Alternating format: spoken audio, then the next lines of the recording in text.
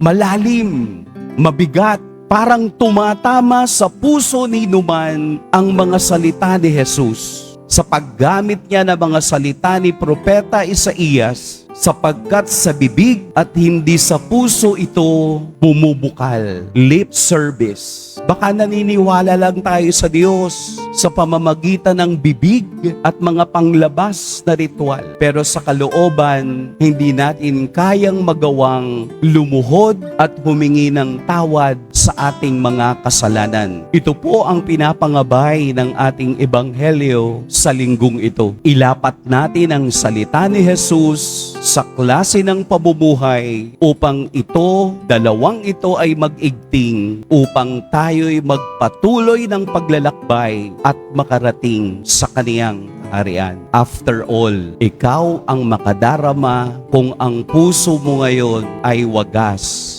at busilak. Amen. Mag-iingat po tayo ngayon. Pagpalain tayo ng poong may kapal.